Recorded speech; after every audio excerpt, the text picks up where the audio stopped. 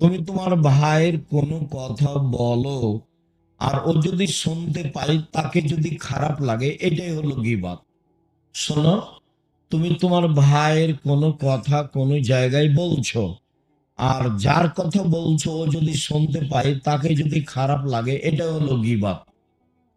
তুমি কারো কোনো কথা কোনো মানুষের সামনে বলছো, ওকে যদি এটা খারাপ লাগে, সেটাই হলো গীবত। তো এই পর্যন্ত বলতে সাহাবিগণ বলছেন আর আইতা ইনকানা ফি মাকুল। তাহলে ঠিক আছে আল্লাহ রাসূল, আপনি বলেন যে একটা মানুষ জেনা করেছে, তাই তো আমি বলছি জেনা করেছে, সেটাও কি গীবত হবে? একটা মানুষ চুরি করেছে, তাই তো আমি বলছি যে সে চোর, তাহলেও কি গীবত হবে? আর তা আপনি বলেন তাহলে আপনার মতামত কি? তখন আল্লাহ রাসূল বলছেন, শোনো, ইনকানা ফিহি মা তাকুলু ফাকাদিগতাহু। ও যদি চুরি করে থাকে তুমি বলো, তাহলে গীবাত। ও যদি জেনা করে থাকে আর তুমি বলো, তাহলে গীবাত।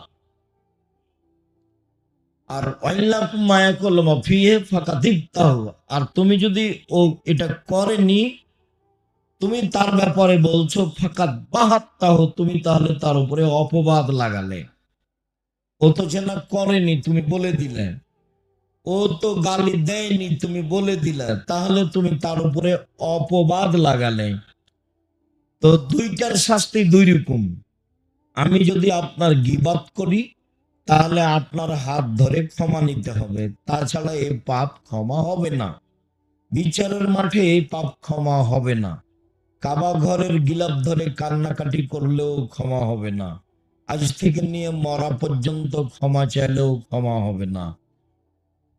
ক্ষমা হবে না, হাত ধরেই ক্ষমা নিতে হবে। আর একটা পথ হলো বিচারের মাঠে এই পরিমাণ নেকি দিয়ে দিতে হবে। এটা হলো গীবাত, এটা হলো গীবাতের শাস্তি। আর যদি অপবাদ হয়, তাহলে ৮০ লাঠি। ৮০ লাঠি ছাড়া আপনাকে পবিত্র করার কোনো পথ নেই। তো নিজে বাড়িতে খেয়ে দোকানে বসে যে গীবাত করলেন, আড্ডা পিটলেন, এবার কি হলো? এটা কি করলেন? দিন রাত যে ছুটে বেড়াচ্ছেন মোটর সাইকেল নিয়ে, এ আর সেই, আর কত কি যে বলছেন। তো সাংবাদিক এসেছে প্রতিষ্ঠানে, তো আমাকে কিছু জিজ্ঞাসা করছে। তা আমি বলছি যে আসলে তো এসব উত্তর আমি দিই না। তো তোমরা এই সাংবাদিকতা ছাড়া তোমাদের রুজি আর কোনো পথ নেই? রুজির ভিক্ষা করে খাও। আপনারা যারা এখানে সাংবাদিক আছেন, আপনাকে আমি কষ্ট দিতে চাইনি, তো দুঃখিত। সাংবাদিকতা মানে হলো মানুষের দোষ ত্রুটি জেনে পেপারে প্রচার করা। এর চেয়ে খারাপ কাজ দুনিয়াতে আছে? মানে রুজির কি আর কোন দুনিয়াতে পথ নেই? দিন মজুরি করে খেতে হবে। আমি তো বলেছি উপার্জনের পথ চারটা। একটা হলো দিন মজুরি, সন্ধ্যায় টাকা শেষ। একটা হলো চাকরি, 25 দিনে শেষ। একটা হলো জমি চাষ, সমান সমান না হলে লস। আর একটা হলো ব্যবসা। তখন রাসূল সাল্লাল্লাহু আলাইহি সাল্লাম বললেন, সত্যবাদী বিশ্বস্ত ব্যবসায়ীরা বিচারের মাঠে নবীদের সাথে থাকবেন, শহীদদের সাথে থাকবেন, সিদ্দিকদের সাথে থাকবেন। এটা উপরে যেতে যেতে যেতে যেতে অনেক উপরে চলে গেল। তাহাজ্জুদ পড়ে রাসূলের সাথে থাকার সুযোগ হয় না। একটা পথ আল্লাহ রাসূল সহজভাবে বলেছেন রাসূলের সাথে থাকার। কেউ যদি দুইটা মেয়ের লালন পালন করে, দুইটা মেয়ের লালন পালন বিবাহ শাদী দিয়ে দেয়, তাহলে আমি মুহাম্মদ সাল্লাল্লাহু আলাইহি সাল্লাম আর ওই পিতা জান্নাতে একসাথে এভাবে থাকবে। দুটা আঙ্গুলকে তিনি জমা করে দেখালেন। এখন বাপে তো মনে করেছে যে ছেলে মেয়ের বিবাহ দেওয়া পর্যন্ত, এইটা নয়। আল্লাহ রাসূল বলেছেন, আল্লাহ মাহা তাকে বিদ্যা শিখিয়ে দিয়েছে, ও আদ্দা বাহা শিষ্টাচার শিখিয়ে দিয়েছে, ও আহসানা ইলাইহিন্না তার সাথে ভালো আচরণ করেছে। তাহলে এই পিতা আর আমি জান্নাতে একসাথে থাকবো। তো বাপ তো জানে না বিদ্যা কাকে বলে, বাপ তো জানে না শিষ্টাচার কাকে বলে, তো কি শিখাবে তাহলে? সকালে গিয়ে মেয়ে তো আপনার যত স্কুল কলেজ আছে গোদাগাড়ি চাঁপাইনবাবগঞ্জ বাংলাদেশে, মেয়েরা সকালে গিয়ে বলছে ও কালিমা তোমার আকাশ, ও কালিমা তোমার বাতাস। তাহলে কি বাপ ভালো শিক্ষা দিতে পারলো? সকালে মেয়েকে বলছে তুই বল যে আল্লাহ এক নয়, কালিমাও আল্লাহ। নাউজুবিল্লাহ। মেয়ে এখন সকালে গিয়ে বলছে কালিমাও আল্লাহ, কালিমা বাতাস দিতে পারে, কালিমা ঝড় বৃষ্টি দিতে পারে, কালিমা কল্যাণ দিতে পারে। তো ঝড় বৃষ্টি কল্যাণ কে দিতে পারেন? আল্লাহ। তো মেয়ে যে বলছে স্কুলে গিয়ে যে কালিমার আকাশ, কালিমার বাতাস, ছেলে মেয়ে জাতির কল্যাণের জন্য মানুষ করেন, এভাবে মানুষ করছেন কেন? ওকে চোর বানাচ্ছেন, প্রতারক বানাচ্ছেন, ধোঁকাবাজ বানাচ্ছেন। বিদ্যা বুঝতে পারলেন না কাকে বলে? শিষ্টাচার। আপনি তো নিজেও জানেন না শিষ্টাচার কাকে বলে, তো মেয়েকে কি শিষ্টাচার শিখাবেন বলেন? এটা কি জায়গা? জায়গাটার নাম কি? মাটি কাটা। আর এই মাঠটা হচ্ছে মাটি কাটা কলেজ মাঠ। তো এখানে আশেপাশে যেসব বাড়ি আপনাদের মেয়েরা যারা এসেছে, যারা ঢং ঢং করে চলে গেছে, এরা সবাই ধরেন যে আপনার মেয়ের নখটা বড় আছে, বলেন এটা কোন শিষ্টাচার? নখে নেইল পালিশ আছে, বলেন এটা কোন শিষ্টাচার? ইহুদি খ্রিস্টানদের পতিতালয়ের মেয়েরা নখে নেইল পালিশ দেয়। ইহুদি খ্রিস্টানদের পতিতালয়ের মেয়েরা নখে নেইল পালিশ দেয়। ইহুদি খ্রিস্টানদের পতিতালয়ের মেয়েরা নখে নেইল পালিশ দেয়। তা আপনার মেয়েও নখে নেইল পালিশ দিয়েছে, বলেন এটা কোন শিষ্টাচার? দুঃখিত। ভ্যানিটি ব্যাগ নিয়ে সাজগোজ করে ঘুরে বেড়াচ্ছে, আজও ঘুরে বেড়াচ্ছে, দোকানপাট এদিকে ওদিকে ঘুরছে, বলেন এটা কোন শিষ্টাচার? পরচুলা মাথা দিয়ে বড় করে খোপা বেঁধেছে, বলেন এটা কোন শিষ্টাচার? আল্লাহ রসুল বলছেন লান আল্লাহ আলাল ওয়াসিমাতে আল মুস্তাসিমাতে ওয়াল ওয়াসিলাতে আল মুস্তাসিমাতে আল মুতানাম্মিসাতে আল মুতাফাল্লিজাত। যেসব মেয়েরা উল্কি করে তাদের উপরে অভিশাপ, যেসব মেয়েরা পরচুলা ব্যবহার করে তাদের উপরে অভিশাপ, যেসব মেয়েরা ভুরু তুলে চিকন করে তাদের উপরে অভিশাপ, যেসব মেয়েরা দাঁত ছিলে চিকন করে তাদের উপরে অভিশাপ, যেসব মেয়েরা বেরসিয়ার পোষে নিজেকে কম বয়সের দেখায় তাদের উপরে অভিশাপ, যারা উঁচা স্যান্ডেল পরে নিজেকে লম্বা দেখায় তাদের উপরে অভিশাপ, যারা এসব ঢং অবলম্বন করে তাদের উপরে অভিশাপ। তো মেয়ে তো জাহান নামে চলে গেছে, আপনিও তার সাথে আছেন, এবার জান্নাত নবীর সাথে হবে কিভাবে? এইভাবে মেয়ে মানুষ করে হবে? মেয়ে তো আপনার, মেয়েটি হিন্দুর। ফ্যাশন বোরকা পরে ঘুরে বেড়াই, ওই আপনার গোদাগাড়ি বাজারে যায়, মহিশাল বাড়ি বাজারে যায়। আপনার মেয়ে তো হিন্দুর নাকি মেয়ে? ও কি ইহুদির মেয়ে? ও কি খ্রিস্টানের মেয়ে? শরম পাচ্ছেন কেন? শরম পাবেন কেন? আপনি তো বাপ, আপনাকে তো আমি বাপ মনে করি। যদি আমি দুঃখে বলি যে আপনাকে যেন বাপ না বলে, আব্বা না বলে, চাচা বলে, এটা আমার দুঃখ, এটা আমার আফসোস। এটা আমি বহুদিন থেকে বলছি যে আপনার মতো স্ত্রীকে ওই মেয়ে যেন আপনার স্ত্রীকে যেন মা না বলে, বলবে খালা। কেননা তো মা হিসেবে দায়িত্ব পালন করেনি। যদি করে তাহলে আজকে এভাবে ও নিচু মানের মেয়ে কেন? ও ইতর শ্রেণীর মেয়ে কেন? ও নিম্ন শ্রেণীর মেয়ে কেন? ও রাস্তাঘাটের মেয়ে কেন? ও পতিতালয়ের মেয়ে সাজতে যায় কেন? ও ফ্যাশন বোরকা পরে কেন? ও নোংরা পোশাক পরে কেন? ও বেহায়া হয়ে ঘুরে কেন? ও চুল দেখিয়ে মানুষকে চলে কি করে? পুরুষের পোশাক পরে কেন? ওটা মা নয়, ওকে খালা বলা অপরাধ, আপনাকে বাপ বলা অপরাধ। নিজের মেয়েকে পোশাক পরাতে পারেননি, বাপ বলছেন আপনি?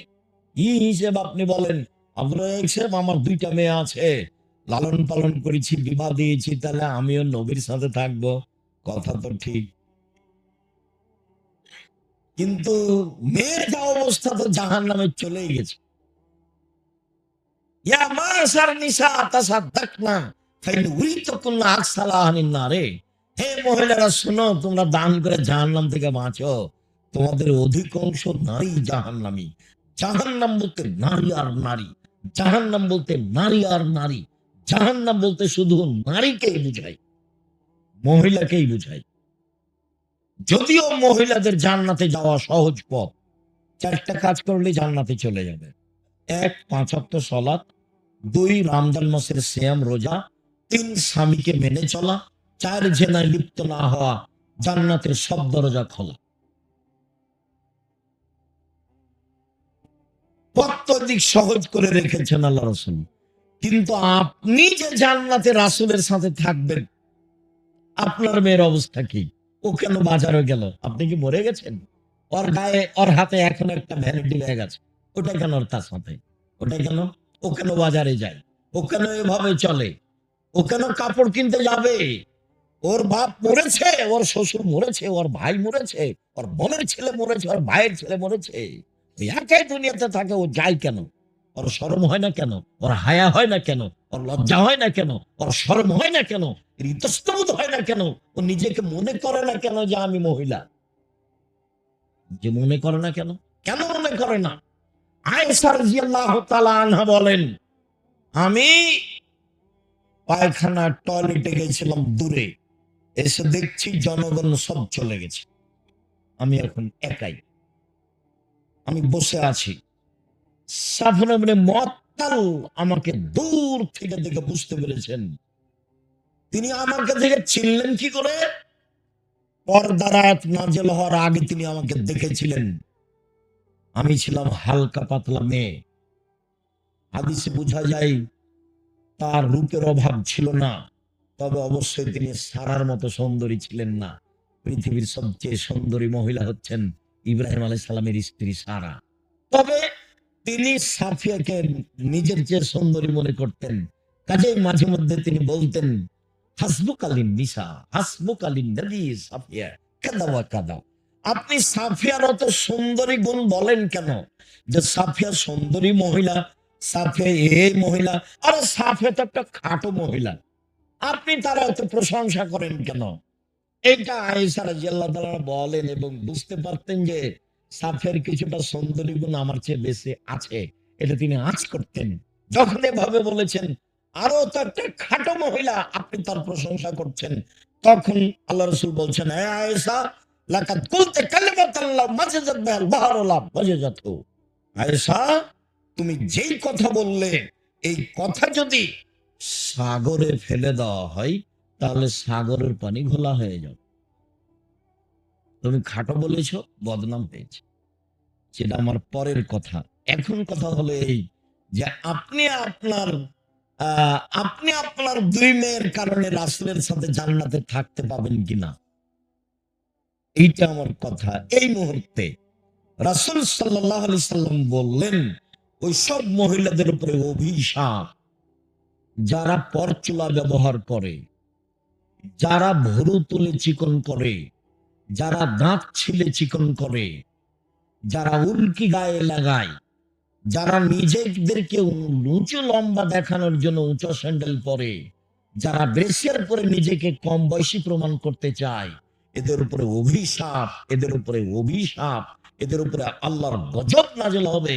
আল্লাহ রাসূল বলছেন যে যে 3 শ্রেণীর মানুষ জান্নাতে যাবে না, 3 শ্রেণীর মানুষ জান্নাতে যাবে না, 3 শ্রেণীর মানুষ জান্নাতে যাবে না।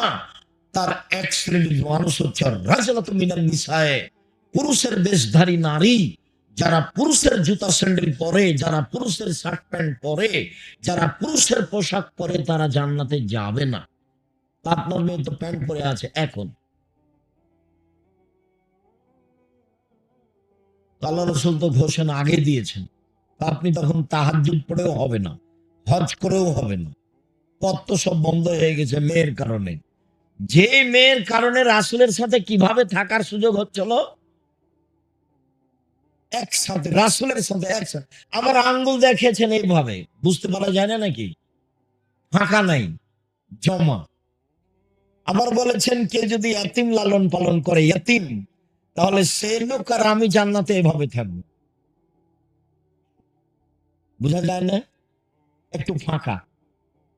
আর যদি দুইটা মেয়ের লালন পালন করে তাহলে আমি আর সেই পিতা জান্নাতে একসাথে।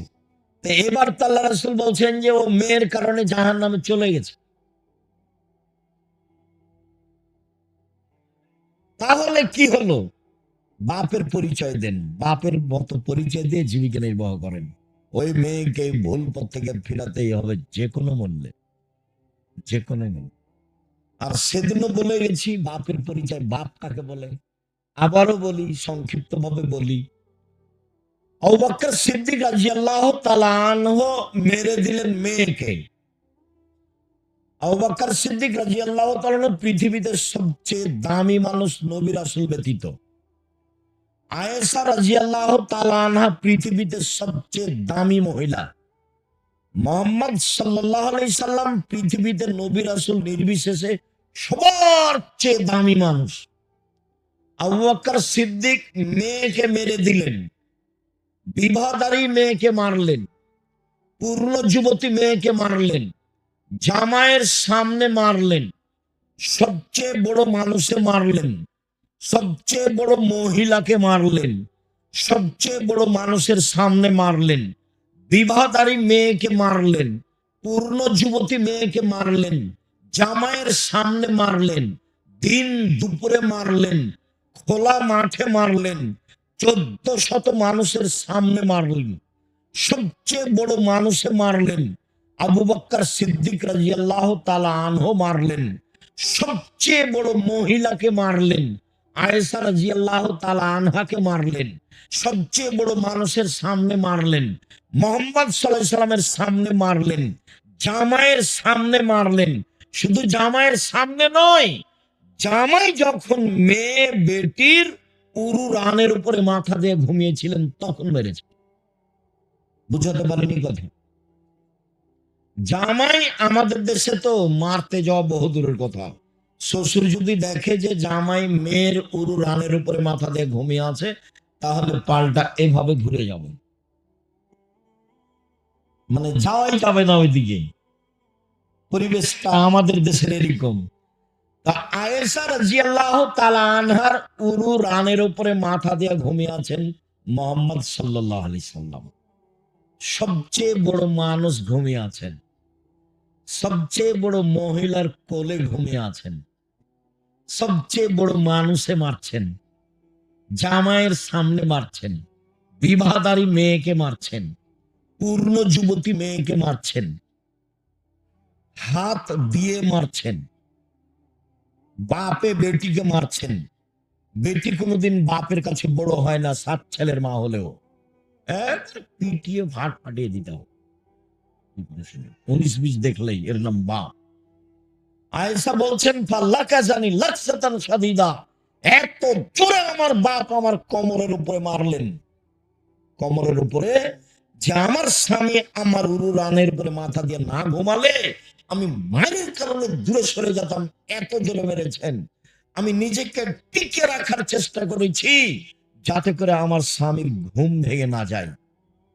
স্বামী হচ্ছেন মুহাম্মদ সাল্লাল্লাহু আলাইহি সাল্লাম, আর স্ত্রী হচ্ছেন আয়েশা রাদিয়াল্লাহু তাআলা আনহা, আর বাপ হচ্ছেন আবু বকর সিদ্দিক রাদিয়াল্লাহু তাআলা।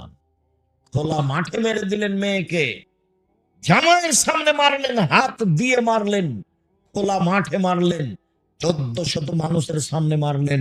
এত বড় বাপে এত বড় বেটিকে এতগুলো মানুষের সামনে, এত বড় মানুষের সামনে খোলা মাঠে মেরে দিলেন। আর আপনার মেয়েটা ক্লাস 10-এ পড়ে, ঢং ঢং করে পুরুষের পোশাক পরে ঘুরে বেড়াচ্ছে। আপনি তাকে একটা ধমক দিতে পারেন না? আপনার বাপ, আপনার বাপ মরে যাওয়ার চেয়ে বেঁচে থাকার চেয়ে মরে যাওয়া ভালো, বেঁচে থাকার চেয়ে মরে যাওয়া ভালো। আপনার ছেলে মেয়ে লালন পালনের জিম্মেদারি জামিয়া সালাফে নিয়েছে, নিবে ইনশাল্লাহ, আমি জিম্মেদারি পালন করব ইনশাল্লাহ। জামিয়া সালাফে প্রায় 500-র অধিক এতিম অসহায় আছে। আপনাদের কালকে যদি আরো 500 সকালে গিয়ে ঢোকে কোনো সমস্যা নাই ইনশাআল্লাহ। কাজে আপনার ছেলের মেয়ের জিম্মেদারি নিলাম আমি, আপনার মতো বাপ বেঁচে থাকা আমি চাইনি। তা আপনি কি করবেন? আপনি আবু বকর সিদ্দিক হন, পিটিয়ে ঠিক করতে হবে। বিবাহদারী মেয়েকে জামাইয়ের সামনে আবু বকর সিদ্দিক মারতে পারেন, আপনি ধমক দিতে পারেন না? ওর কপালে টিপ আছে, নখে নেইল পালিশ আছে, পুরুষের পোশাক পরে আছে, ভ্যানিটি ব্যাগ হাতে করে ঢং ঢং করে ঘুরে বেড়াচ্ছে, আপনি কিছুই বলতে পারেন না, আপনাকে শরম লাগে, আপনাকে দুষ্টম লাগে, আপনাকে কেমন কেমন লাগে, কেমন কেমন লাগবে, কেন কেন লাগবে, কেন লাগবে? হিন্দু মেয়েরা কপালে টিপ দেয়, আপনারটা দিল কেন? ওইভাবে আস্কারা মাস্কারা মুখে চোখে লাগিয়ে মানুষের সামনে ঘুরে কি করে? রিক্সাওয়ালাকে দেখানোর জন্য রিক্সায় উঠে? রিক্সাওয়ালা কি স্বামী? রিক্সাওয়ালাকে দেখানোর জন্য তার এত সাজগোজ, বাজারে যাওয়ার জন্য তার এত সাজগোজ, সাজুগুজু তার এত কেন? বাজারে যাই কেন এভাবে? আপনি চোখে দেখতে পান না? আপনার স্ত্রী চোখে দেখতে পায় না? স্বামী স্ত্রী ছাই করতে কলা করতে বেঁচে আছেন? কেন বেঁচে আছেন? ছেলে মেয়েকে মানুষ করতে হবে, এই জন্য বেঁচে আছেন। রাসূল সাল্লাল্লাহু আলাইহি ওয়াসাল্লাম বলছেন, কোন পিতা যদি দুইজন মেয়ের লালন পালন করে, সেই পিতার আমি জান্নাতে একসাথে থাকব। তখন তিনি বলেছেন, বিদ্যা শিখিয়ে দিল, সুন্দর বিদ্যা শিখিয়ে দিল, শিষ্টাচার শিখিয়ে দিল, সুন্দর শিষ্টাচার শিখিয়ে দিল, তার সাথে ভালো আচরণ করলো। এই বাপ নবীর সাথে জান্নাতে একসাথে এভাবে থাকবেন। সম্মানিত দিনী ভাই বোন, মনে রাখা ভালো হবে, জেনা মহাপাপ। রাসূল সাল্লাল্লাহু আলাইহি সাল্লাম বলেন, অবিবাহিত ছেলে মেয়ে জেনা করলে 100 লাঠি পিটিয়ে এলাকা থেকে তাড়িয়ে দিতে হবে 1 বছরের জন্য। তিনি বলেন, বিবাহিত পুরুষ নারী জেনা করলে ইট ঢেল পাথর দিয়ে মেরে মেরে মেরে ফেলতে হবে, তার বেঁচে থাকার কোনো সুযোগ নেই। 3 শ্রেণীর মানুষকে হত্যা করতে হয়, 2 শ্রেণীর মানুষের বাঁচার পথ আছে। 3 শ্রেণীর মানুষকে হত্যা করতে হয়, 2 শ্রেণীর মানুষের বাঁচার পথ আছে। এক, কেউ যদি বলে আমি কোরআন মাজিদ মানি না, তাহলে তাকে সরকারিভাবে হত্যা করতে হবে। ফাঁসির মঞ্চে নিয়ে যাওয়া হয়েছে, ও এখন বলছে আমার ভুল হয়েছে, কোরআন আল্লাহর দেওয়া বিধান, তাহলে তাকে ফাঁস থেকে নামিয়ে নিতে হবে। হত্যার যোগ্য অপরাধ ছিল, স্বীকৃতির কারণে সে বেঁচে গেল। 2, আপনি আমাকে হত্যা করেছেন, আমার বাপ মা আপনাকে হত্যা করে নেবে, তার নাম কিসাস, তবে আপনার বাঁচার পথ আছে। আপনাকে ফাঁসির মঞ্চে নিয়ে যাওয়া হয়েছে, গলায় ফাঁসও দেওয়া হয়েছে, আমার বাপ মা ছোটাছুটি করে বলছে আমরা মাফ করে দিলাম, আমরা মাফ করে দিলাম, আমরা কিসাস নিব না, তাহলে আপনার আর ফাঁসি হবে না।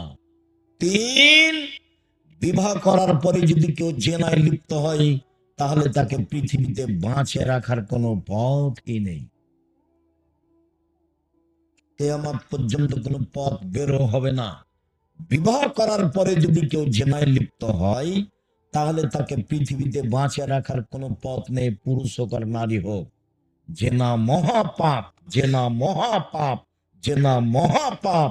এর পরেও যদি তার বিচার না হয়, সে যদি রাতের অন্ধকারে দিনে কোনো জায়গায় নির্জনে বসে আল্লাহকে বলে আমি ভুল করেছি, আমি অপরাধী, আস্তাগফিরুল্লাহ ওয়া আতুবু ইলাইহি, আমি আল্লাহর কাছে ক্ষমা ভিক্ষা চাই, তার কাছে ফিরে যেতে চাই, আস্তাগফিরুল্লাহ আল্লাযী লা ইলাহা ইল্লা হুয়াল হাইয়ুল কাইয়ুম ওয়া আতুবু ইলাইহি, রব্বিগফিরলি ওয়া তুব আলাইয়া ইন্নাকা আনতাত তাওয়াবুল গফুর, আল্লাহুম্মা আনতা রাব্বি লা ইলাহা ইল্লা আনতা খালাকতানি ওয়া আনা আবদুকা ওয়া আলা আহদিকা ওয়া আদিকা মাসতাতাতু আউযু বিকা মিন শাররি মা সানাতু আবু লাকা বিনিমাতিকা আলাইয়া ওয়া আবু বিযামবি ফাগফিরলি ফাইন্নাহু লা ইয়াগফিরুয যুনুবা ইল্লা আনতা।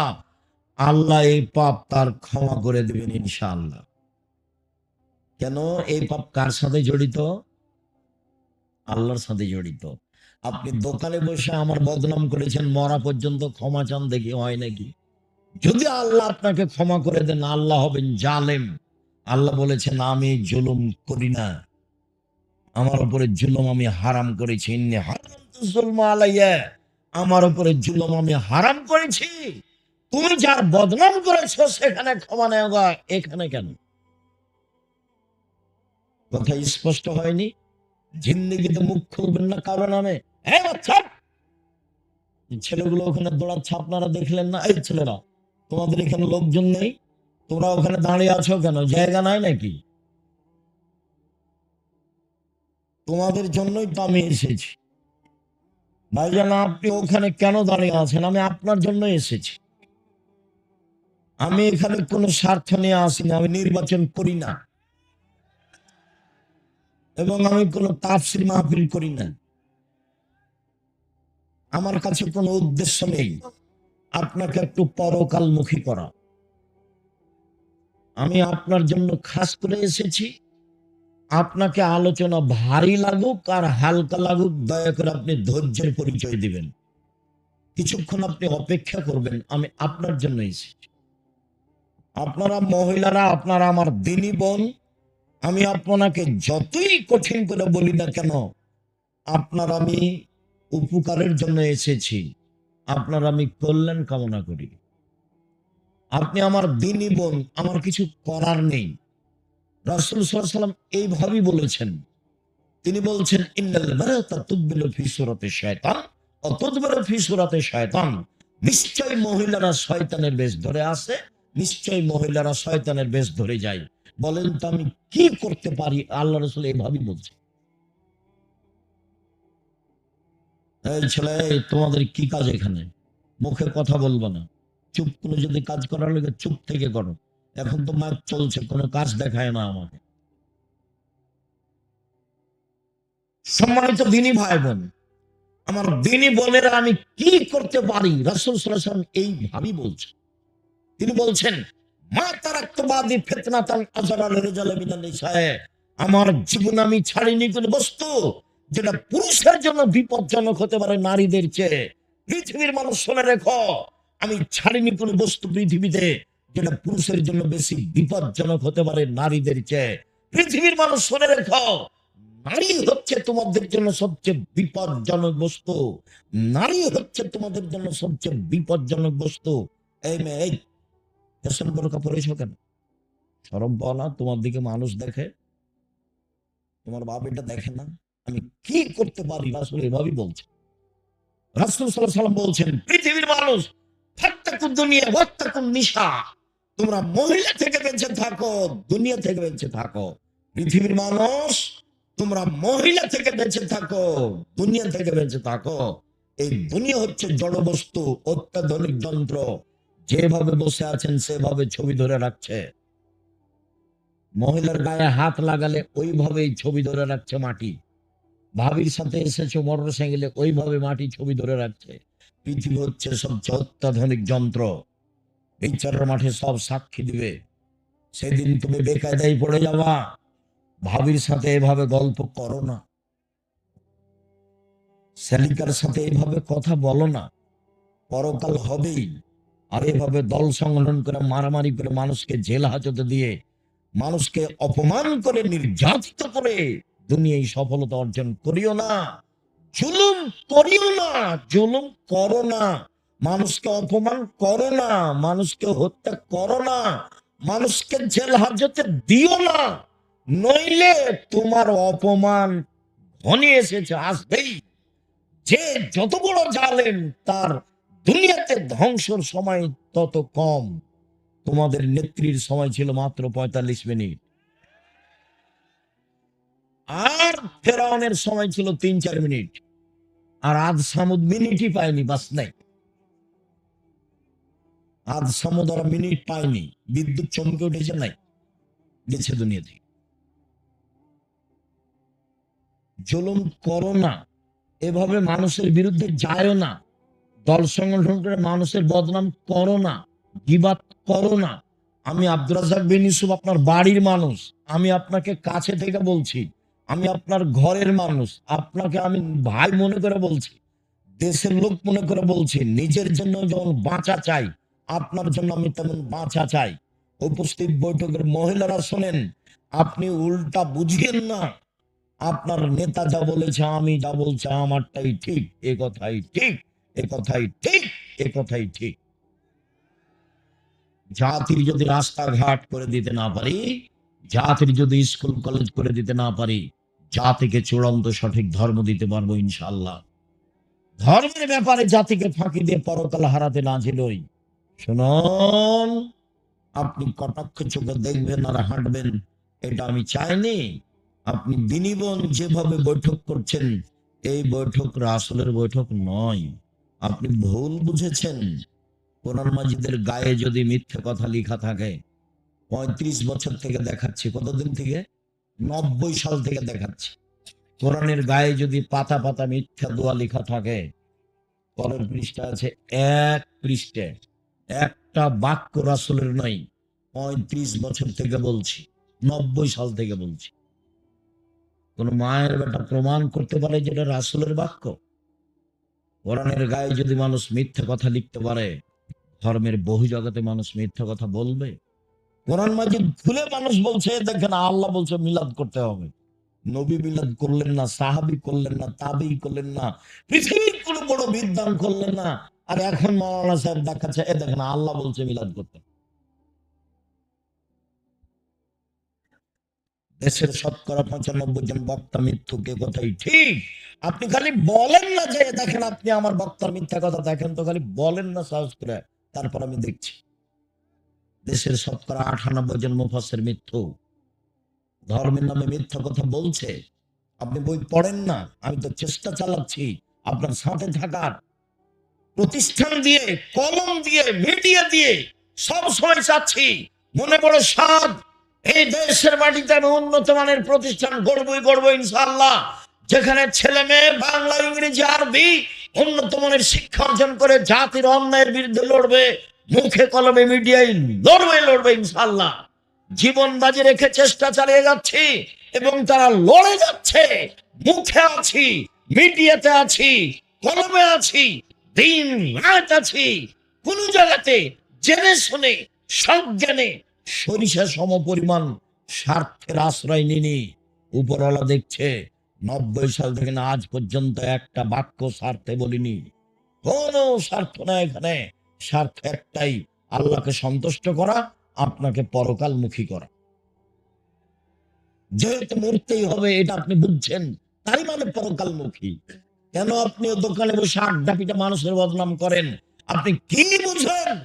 আপনি কেন বললেন যে ওই চেয়ারম্যান খারাপ? মুখ খুললেন কেন? সাংবাদিক, তুমি কি বুঝো যত কথা লিখেছো তার জবাব কি হবে? এই ছেলে, তোমাকে বলি, তোমার বন্ধু সাংবাদিক, শুনে যাও, তাকে বলে দিও, এদিকে দেখো, রাসূল সাল্লাল্লাহু আলাইহি ওয়াসাল্লাম বলেছেন, মান সাতরা মুসলিমান সাতরাহুল্লাহ ফিদ দুনিয়া ওয়াল আখিরা। কেউ যদি মুসলমানের দোষ ত্রুটি ঢেকে রাখে, তাহলে আল্লাহ ওই লোকটার দোষ ত্রুটি দুনিয়াতেও ঢাকবেন, কিয়ামতের মাঠেও ঢাকবেন, ঢেকে দিবেন। আর একটু দেখো, যে কারো বদনাম করবে না, পেপার পত্রিকায় কারো কথা লিখবে না, মুখ খুলবে না কারো ব্যাপারে, তাকে আল্লাহ বিচারের মাঠে নিয়ে আসবেন। নিয়ে এসে অন্য থেকে বাহু দিয়ে ঢেকে দেবেন, কেউ যেন দেখতে না পায়, নিজে আল্লাহ নিয়ে তার খাতাটাকে দেখাবেন, দেখো তো এই পাপ তুমি চিনতে পারো, দেখো তো এগুলো পাপ চিনতে পারো, জি এগুলো আমারই পাপ। তো তুমি কি আমাকে কিছু বলতে চাও? জি না, আমি কিছু বলতে চাই না। তো তুমি কি মনে করো যে আমার ফেরেশতারা অন্যায় লিখেছে? জি না, সেটা আমি মনে করি না। তখন বুঝবে যে আমার নাম, আমি জাহান্নামে চলেই গেছি। তখন আল্লাহ বলবেন, দেখো তোমার একটা স্বভাব ছিল, খাসলত ছিল, মানুষের দোষ ত্রুটি ঢেকে রাখা। তুমি যদি মানুষের দোষ ত্রুটি গোপন রাখতে পারো, আমি আল্লাহ তোমার দোষ ত্রুটি গোপন রাখতে পারি না। যাও, তোমার বিচার হবে না, মাফ করে দিলাম তোমাকে, তুমি জান্নাতে চলে যাও। গুণ কি গুণ বলেন তো, কি গুণ? মোহাম্মদ সাল্লাল্লাহু আলাইহি সাল্লাম কিভাবে ঢেকে রাখতেন সেটা আমি একটু পরে বলছি। আমি একটু বুঝাই, গীবত কাকে বলে, বদনাম কাকে বলে, সুদ মহাপাপ, জিনা মহাপাপ, সুদ মহাপাপ। রাসূল সাল্লাল্লাহু আলাইহি ওয়াসাল্লাম বলছেন, মায়াকুল দিরহাম রিবা ওয়া আলম আসাদ মিন সিত্তাতি সালাসিনা জিনিয়া। কেউ যদি জেনে শুনে ১ টাকা সুদ খায়, ৩৬ বার জেনা করে যত পাপ হবে, ১ টাকা সুদ খেলে তার চেয়ে বেশি পাপ। যেটা মানুষ দিন রাত করছে। কিস্তি তুলেছেন কেন? এই ছেলে, তোমার মা কিস্তি তুলেছে কেন? খালা বলে ডাকতে বলো না? যে তোমার এটা খাবো না, প্রয়োজন আমি ভিক্ষা করে খাবো। ভিক্ষা করে খাওয়া কেন? মানুষের বাড়িতে কাজ করে খাওয়া। আমি ভিক্ষা করার কথা বলি তোমার বাপকে খাটো করার জন্য। তোমার বাপ তোমার জন্য কেন যৌতুক নিল? নিবে কেন? তখন আমি কষ্ট পেয়ে বলেছি, বাপ বেটা ভিক্ষা করে খাও। যৌতুক নিয়েছো কেন? আগামীকাল সন্ধ্যা হতে হতে যৌতুক ফেরত দিতে হবে। দিন মজুরি করে থাকো, মোটর সাইকেল নিলে কেন? বলে আমাকে খুশি হতে দিয়েছে। বেটা তোমার শ্বশুর মোটর সাইকেলটা ফকিরকে দেয় না কেন? তাহলে তো বোঝা যায় খুশি হয়ে দেয়। তোমার স্বভাব খারাপ, তোমার বাপেরও স্বভাব খারাপ। পরের দেওয়া মোটর সাইকেলে গড়ে বেড়াও আর এগুলো বদনাম করে বেড়াও। দেখি আব্দুল্লাহর শ্বশুর বলুক তো দেখি। আব্দুল্লাহর শ্বশুর, আব্দুর রহমানের শ্বশুর, আব্দুর রহিমের শ্বশুর, বাবার ক্ষমতা নাই আমার সামনে মুখ খুলতে পারে। মুখ খোলার সাহস রাখে না, মানে ওর ধারে কাছে যেতে পারবে না। বিশ্বাস করো আল্লাহর অশেষ রহমত, আমি আমার জীবনে কোনোদিন সভাপতি, সেক্রেটারি, মসজিদের কে দায়িত্বশীল তাকে হিসাব করে আমার জীবনে আমি কোনোদিন একটা বাক্য বলিনি। আমি আমার মতো বলি। শুলি হবে না ফাঁসি হবে সে ভেবেছেন, আমি কোনোদিন করিনি। আমি মুসলিম চেরু রণবীর, মরণকে করি না ভয়। মরলে শহীদ, বাঁচলে গাজী, উভয়ই সমান। মরলেও জান্নাত, বাঁচলেও জান্নাত, উভয়ই সমান। পিছনে হয়তো কোনোদিন কথা বলার প্রয়োজন মনে করিনি। আমার মনে হচ্ছিল সারা বাংলাদেশে আমি একাই আছি যে করোনার 5 পয়সা দাম দিনে। বিমানবালা মেয়েটা বলছে মাস্ক লাগান, আমি যে ধৈর্য ধারণ করো। মাস্ক লাগান, আমি যে ধৈর্য ধারণ করো। মাস্ক লাগান, ধৈর্য ধারণ করো। খুব যখন বাড়াবাড়ি বলছে তখন আমি বলছি তোমার মালিকের তোমাকে চাকরি দেওয়া ঠিক হয়। আমি যখন উঠি বিমানে তখন আমার মুখে মাস্ক ছিল না, তুমি দেখনি, আমাকে উঠালে কেন? আমি আব্দুল রাজ্জাক বিন ইউসুফ মাস্ক দিয়ে ভাগ্য বাড়াতে রাজি নই, যা হবে হবে। ঢাকাতে এক লোককে দেখতে গেছি, তো আর ছেলে আর মেয়ে দুজন আছে। তো আমাকে বলছে হুজুর ভিতরে যান না, দয়া করে ভিতরে যান। এভাবে বলছে, হুজুর দয়া করে ভিতরে যান না, আমার আব্বার পাশে যায় না। বলছি দেখো, তোমার বাপের গায়ে হাত দিয়ে দুয়ো পড়ে যাব। যদি মরে যায় আমি করোনায়, তাহলে আমি বলবো না তোমার বাপের কারণে মরেছি, এটা আমি বলবো না। আমি বলবো পৃথিবী সৃষ্টির 50,000 বছর পূর্বে আমার নামে করোনা লেখা হয়েছিল, তাই আজকে ধরেছে, এটা আমি বলবো। কেন? রাসূল সাল্লাল্লাহু আলাইহি ওয়াসাল্লাম বলেছেন যেদিন পৃথিবী সৃষ্টি করেন আল্লাহ, তার 50 বছর আগে মানুষের 4টে জিনিস আল্লাহ লিখে দিয়েছেন। এক হায়াতাহা, তার জীবন, মাউতাহা, তার মরণ, ও রিজকাহা, তার রুচি, ও মাসায়বাহা, তার রোগ ব্যাধি করোনা। 4টে জিনিস লিখা হয়েছে। তোমার মায়ের পেটে আসার কত আগে, পৃথিবী সৃষ্টির 50,000 বছর আগে 4টা। 1 মরণ, 2 জীবন, 3 রুজি, 4 রোগ ব্যাধি। নতুন ভাবে কিছু ঢুকবে না এখানে। তা আমি সাহসারা হবো কেন? যে লোকটার করোনার যে অবশিষ্ট আছে ওখানে ফেলে দিচ্ছে, আর একজন ফকির তুলে খাচ্ছে, ওর করোনা ধরে না। আর আমি না পাশে গেলে বলে করোনা ধরে নিবে। পাগল বানাচ্ছে যারা ওষুধ তৈরি করেছে তারা, এরাকে সব পাগল বানাচ্ছে, এদেরকে সব টিকা মিকা দিয়ে এদেরকে সব বিকলাঙ্গ করছে। এই সব পথে যেতে হবে না। পথ আমি কোনোদিন বলিনি যে ইহুদি খ্রিস্টানদের অধীনে থাকতে হবে, ওদের গোলাম হয়ে থাকতে হবে, এটা আমি কোনোদিন বলিনি। পথ আছে, গরিব মানুষ, আমি মানুষের বাড়িতে কাজ করে খাবো, আমি কাজ করে খেতে বলিনি। আমি বলেছি চকলেটের ব্যবসা। চকলেটের ব্যবসা বলে আমি চকলেটের ব্যবসা করতে বলিনি, আমি বলেছি সবচেয়ে কম পয়সার ব্যবসা। বুঝাতে পারলাম না কথা? চকলেটের ব্যবসা মানে সবচেয়ে কম পয়সার ব্যবসা। লোন নিয়ে ব্যবসা করতে রাজি নই, লোন নিয়ে ব্যবসা করতে রাজি নই। রাসূল সাল্লাল্লাহু আলাইহি ওয়াসাল্লাম প্রত্যেক সালাতে সালাম ফেরার পূর্বে বলতেন, ওয়াউযু বিকা মিনাল মাসামি ওয়াল মাগরাম। তোমার কাছে বাঁচতে চাই বড় পাপ হতে, তোমার কাছে বাঁচতে চাই ঋণ কর্য হতে, তোমার কাছে বাঁচতে চাই বড় পাপ হতে, তোমার কাছে বাঁচতে চাই ঋণ কর্য হতে, তোমার কাছে। এখন দোকানে বসে আড্ডা পিটে কারো বদনাম করেছে, ক্ষমা চাও দেখি, হবে না। আল্লাহ তো বলছেন হাদিসে কুদসি, মা দাওতানি রাজাউতানি, আদমের ছেলে মেয়ে শোনো, তুমি যেভাবে ডাকো আমি সেভাবে থাকি, তুমি যেভাবে বলো আমি সেভাবে শুনি, তুমি যেভাবে ডাকো আমি সেভাবে শুনি, তুমি যেভাবে বলো আমি সেভাবে মানি। আমি পরোয়া করি না তুমি কত বড় পাপী, আমি পরোয়া করি না তুমি কত বড় পাপী, তুমি ক্ষমা চাইলে আমি ক্ষমা করে দিই। আমি পরোয়া করি না তুমি কত বড় পাপী, তুমি যেভাবে বলো আমি সেভাবে থাকি, তুমি যেভাবে ডাকো আমি সেভাবে শুনি, ক্ষমা চাইলে ক্ষমা করে দিই। আমি পরোয়া করি না তুমি কত বড় পাপী। আদমের ছেলে মেয়ে শোনো, তোমার পাপ বেশি হতে হতে হতে যদি আকাশে লেগে যায় পাপ আর পাপ, এরপরে যদি তুমি আমাকে বলো আমার ভুল হয়েছে, আমি তোমাকে ক্ষমা করে দেব। আমি পরোয়া করি না তুমি কত বড় পাপী, আমি পরোয়া করি না তুমি কত বড় পাপী, তুমি যেভাবে ডাকো আমি সেভাবে থাকি, তুমি যেভাবে বলো আমি সেভাবে শুনি, তুমি ক্ষমা চাইলে আমি ক্ষমা করে দিই। এই কথা আল্লাহ বলছেন। তবে ঋণ ব্যতীত, বদনাম, মানুষের সাথে জড়িত পাপ ব্যতীত, মানুষের সাথে জড়িত পাপ মানুষের কাছ থেকে ক্ষমা নিতে হবে, অন্যথায় বিচারের মাঠে নেকি দিয়ে বুঝিয়ে দিতে হবে। সেদিন সব বঙাই ছেলে বসো। মহান আল্লাহ বলেন, ওয়াইলুল লিকুল্লি হুমাজাতিল লুমাজা, সামনে বদনাম করে যে, পিছনে বদনাম করে যে, ও সুনিশ্চিত জাহান্নামে যাবে। গীবাতের ফলাফল জাহান্নাম। জুবাইর ইবনে মুতঈম রাদিয়াল্লাহু তাআলা আনহু বলেন, রাসূল সাল্লাল্লাহু আলাইহি সাল্লাম বলেছেন, লা ইয়াদখুলুল জান্নাতা কাত্তাতু ফিরায়াতিন নাম্মাম, চুগলখড়ি করে যে সে জাহান্নামে যাবে, বদনাম গীবত করে যে সে জাহান্নামে যাবে।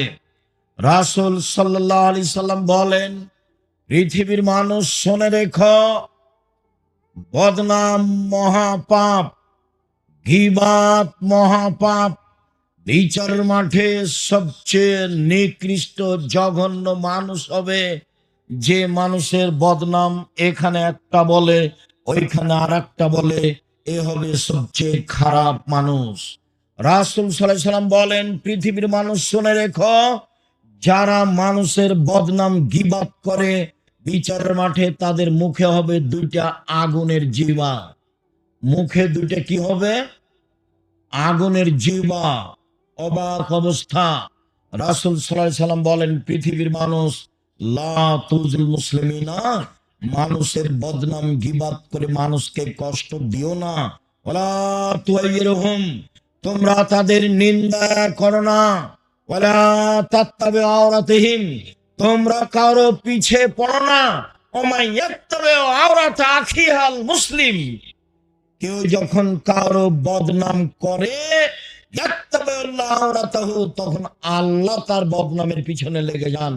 আর আল্লাহ যার বদনাম করেন তাকে আল্লাহ ধ্বংস করেই ছাড়েন। ও যদি মানুষের বদনাম করে তার বাহনের উটের পেটে ঢুকে যায়, তবে আল্লাহ তাকে বদনাম করেই ছাড়বে না।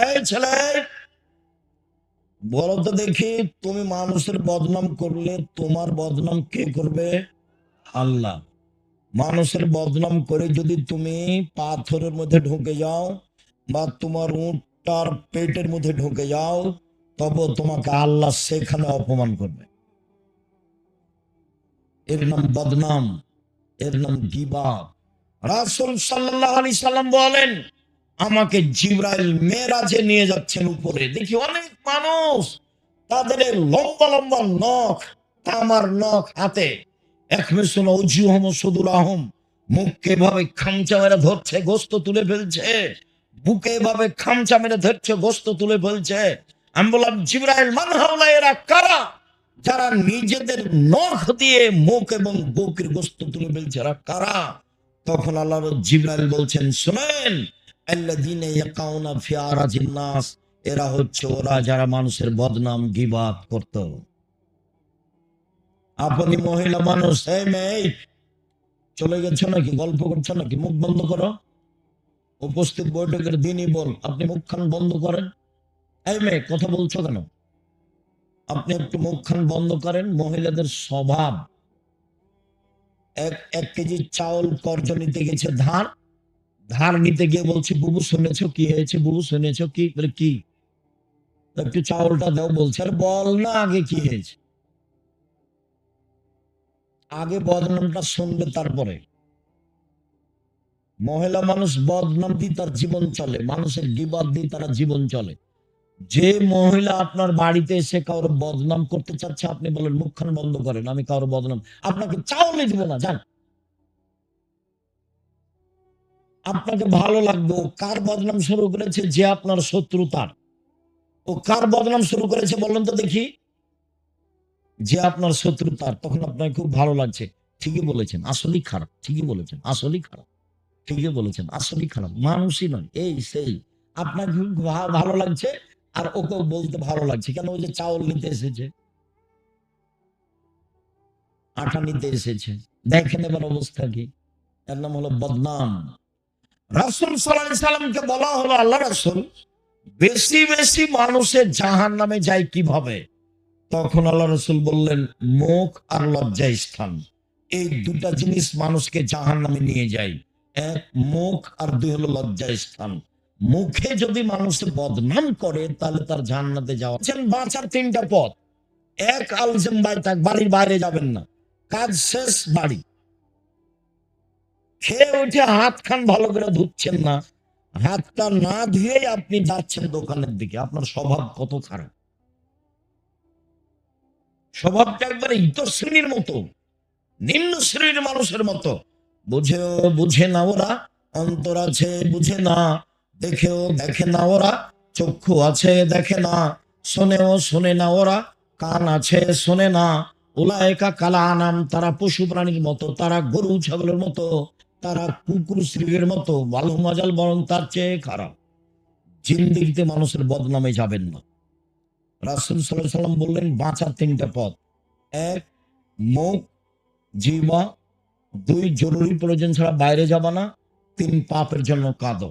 সম্মানিত দিনী ভাই বোন, আমি আপনাদেরকে আলোচনার শেষে চলে আসলাম।